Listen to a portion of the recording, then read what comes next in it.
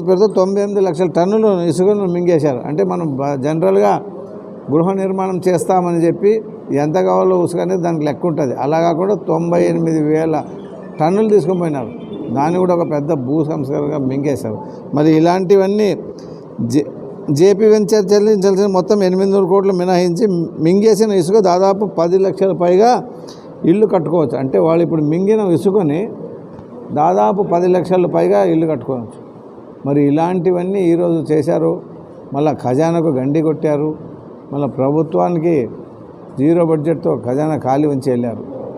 మరి ఇలాంటి ప్రభుత్వం ఇప్పుడుండే ముఖ్యమంత్రి వారు ముళ్ళ కుర్చీ మీద కూర్చున్నట్టు ఉంటుంది. కాబట్టి వాళ్ళు ఇప్పుడిప్పుడే కొత్తగా పెట్టుబడి పడేవారంతా మా ఆంధ్రప్రదేశ్కి వస్తున్నారు. రాబోయే 5-6 నెలల్లో మళ్ళీ మనం ఆర్థికంగా ఎదుర్కోవాల్సిన అవసరం ఎంతైనా ఉంది. ఎందుకంటే ఇదంతా ప్రతి ఒక్కరు తెలుసుకోవాలి. నాకు పనులు కావటం లేదు, నాకు అది కావటం లేదు, నాకు ఇది కావటం లేదు అంటున్నారు. అందరికీ అన్ని పనులు అవుతాయి. ఓపిక ఉండాలి, నిదానంగా ఓపిక పెట్టాలి. మనం దీన్ని ఇప్పుడిప్పుడే వచ్చాం. నా రోడ్లు వేయలేదు, ఆ రోడ్లు కావాలి, ఈ రోడ్లు కావాలి అన్నీ చేస్తాం. దానికి కొద్దిగా సమయం. మొన్నే మీకు అందరికీ తెలుసు, మాట ఇచ్చిన ప్రకారం పెన్షన్ ఇచ్చాం.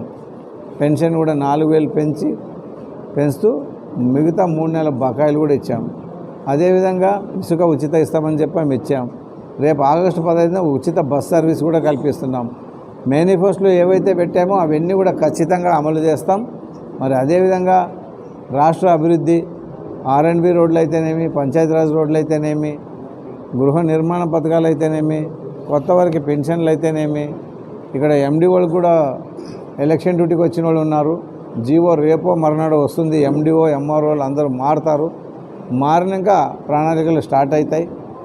ఒక సోషల్ ఆడిట్ పెట్టమని వాళ్ళకు కూడా చెప్తాం. MDOలకి సోషల్ ఆడిట్ పెడితే గత ప్రభుత్వంలో ఎవరైనా భూములు తీసుకుని ఉంటే, అంటే పెన్షన్లు ఒకే ఇంట్లో 2-3 తీసుకుంటే కూడా అవన్నీ బయటకు వస్తాయి. ఆ పెన్షన్లన్నీ సోషల్ ఆడిట్ ద్వారా బయటకు తీసుకొచ్చి మళ్ళా అందరికీ ప్రజలు కూడా న్యాయం చేసే కార్యక్రమం చేస్తామని తెలియజేసుకుంటాం. గత ప్రభుత్వం భూదందాలు, సహజ వనరుల దోపిడీ గురించి శ్వేతపత్రం వదిలారు. మళ్ళీ దాని గురించి ఈరోజు ప్రెస్ మీట్ పెట్టాము. కొన్ని పాయింట్లు అయితే చెప్తాం, నోట్ చేసుకోండి. 5 ఏళ్ల వైసీపీ పాలన జరిగిన అక్రమాల దోపిడీలు, ప్రజల వాస్తవాలు తెలియజేసేందుకే ఆంధ్రప్రదేశ్ ప్రభుత్వం శ్వేతపత్రాలు విడుదల చేయడం జరిగింది. వైసీపీ పాలకులు ఏ విధంగా అక్రమ దందాలు చేశారో, ఎంత దోచుకున్నారో ఆధారాలతో సహా శ్వేతపత్రం ద్వారా బయటపెడుతున్నాం. గత 5 ఏళ్లలో వైసీపీ ప్రభుత్వం దాదాపు 1.75 లక్షల ఎకరాలు భూ అక్రమాలు జరిగాయి. వాటి విలువ దాదాపు 35,576 కోట్ల పైనే ఉంటాయి. ఇళ్ల స్థలాలు కూడా దాదాపు 10,000 ఎకరాలు దోపిడీ జరగడమైనది. దాని విలువ దాదాపు 9,750 కోట్లు ఉంటుంది. వైసీపీ ప్రభుత్వం తీసుకొచ్చిన భూ అక్రమైన ల్యాండ్ టైటిలింగ్ యాక్ట్ రద్దు చేయడం జరిగింది. ల్యాండ్ టైటిలింగ్ యాక్ట్ పేరుతో వైసీపీ నేతలు భూ దోపిడీకి పాల్పడ్డారు. ప్రైవేట్ వ్యక్తి ల్యాండ్ టైటిలింగ్ ఆఫీసర్ని నియమించి పేద ప్రజల భూములు కొట్టేయాలనే ఉద్దేశంతో ఈ పండగం పన్నారు. ఇంతటి ప్రమాదకరమైన చట్టం దేశంలో బీజేపీ పాలిత రాష్ట్రాల్లో సైతం అమలు చేయలేదు. కానీ నల్ల చట్టంలో లొసుగులు గ్రహించి జగన్మోహన్ రెడ్డి ప్రభుత్వం జీవో 512 జారీ చేసి అక్రమాలను మార్చే విధంగా నల్ల చట్టాన్ని వాడుకున్నారు. సొంత వారి కోసం రికార్డులు సృష్టించి ఎత్తుగడను జగన్మోహన్ రెడ్డి గారు చేశారు. గుజరాత్లో ఉన్న ల్యాండ్ గ్రాంబింగ్ చట్టం ఇక్కడ తెస్తాం అంటే దాని విధానంగా భూమి యజమానులను కబ్జాదారులే నిరూపించుకోవాలి. అలాంటి చట్టం కొత్త తెస్తూ ఉన్నారు. హౌసింగ్ కాలనీలో ఎక్కడ రావాలో వైసీపీ నేతలు నిర్ణయించుకునేవారు. అందుకు ముందే స్థలం కొని తిరిగి ప్రభుత్వానికి అదే స్థలం వాళ్ళు అమ్మేవారు. అంటే ఇక్కడ హౌసింగ్ కాలనీ వస్తుందని తెలుసుకొని అక్కడ స్థలాన్ని తక్కువ రేటుతో రైతులతో కొని వాళ్ళే మళ్ళీ దాన్ని ప్రభుత్వం. ఇలాంటి దోపిడీలన్నీ చాలా చేశారు. విశాఖలో రామనాయుడు స్టూడియో భూములు వృద్ధాశ్రమంకి ఇచ్చి, హైగ్రీవ భూములు తిరుపతి రేణుగుంటలో మఠం భూములను, పొంగునూరులో 982 ఎకరాలను కూడా కొట్టేశారు. దస్బల్లా భూములు కూడా కొట్టేసి ఇళ్ళలు కట్టారు.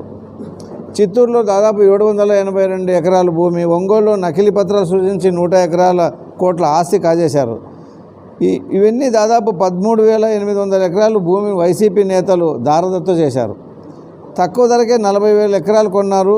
అధికారులను బెదిరించి భూములు పట్టాలు తెచ్చుకొని వారిలో భవనాలు కట్టుకున్నారు.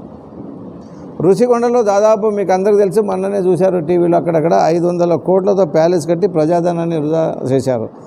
భూ హక్కు పత్రం పేరుతో దాదాపు 13 కోట్లు చేశారు. భూములు సర్వే పేరుతో పాస్బుక్లపై జగన్ వాళ్ళ చిత్రం అంటే ముఖ చిత్రాన్ని ముద్రించారు. మరి ఇది ఎంతవరకు సమంజసం? వైసీపీ జిల్లాలో కార్యాలయం కోసం 2 ఎకరాల నామమాత్రం రుసుముతో 37 ఏళ్ల లీజును ఇచ్చుకున్నారు. మొత్తం 300 కోట్ల భూమిని దీనికి కేటాయించారు. అంటే వాళ్ళ ఆఫీస్ కట్టడానికి కోసం నామమాత్రం గురించి దాదాపు 33 సంవత్సరాలు దాన్ని లీజుకు తీసుకుని ఇలాంటి దాదాపు 300 కోట్లు దోపిడీ చేశారు. కొండను సైతం లెక్క పెట్టకుండా ఎర్రదిబ్బలు, ఇలాంటి ఎర్రమట్టి, ఇసుక, ఇలాంటివన్నీ కూడా భూదందాలు చేసి కోట్లు గడించిన వారి నేతలు వారు. ఇక భూగర్భ జలాలు అంటే ఇసుక ఎక్కడైతే తవ్వాలో అనేది లేకుండా ప్రతి చోట ఇసుక తవ్వి భూగర్భ జలాలను తక్కువ చేసిన ఘనత కూడా ఆ ప్రభుత్వం అనేది. ఉచిత ఇసుక విధానాన్ని రద్దు చేసి నూతన ఇసుక విధానం పేరుతో భవనాన్ని నిర్మాణ రంగానికి జగన్మోహన్ రెడ్డి ప్రభుత్వం కుప్పకూల్చింది. అంటే భవన కార్మికులకి పని లేకుండా చేసింది. దాదాపు ఇసుక 4,500 ఒక ట్రాక్టరు, అట్లా ఒక 6 యూనిట్ల టిప్పర్ కావాలంటే 13,000 నుంచి 15,000. మరి ఇలాంటివన్నీ బ్లాక్లో అమ్మారు. ఈరోజు మన ప్రభుత్వం అయితే ఉచితంగా ఇసుక ఇస్తుంది. అక్కడ లోడింగ్ ఛార్జెస్ ఇవ్వాలి. ట్రాక్టర్ ఉన్నవాళ్ళు సొంత ట్రాక్టర్ తీసుకోవచ్చు, ట్రాక్టర్ లేనివాళ్ళు ట్రాక్టర్ బాడిగిస్తే వాళ్ళే తెచ్చిస్తారు. దాదాపు నాకు తెలిసి అది 1,350 నుంచి 1,500 దాకా పడవచ్చు అంతే.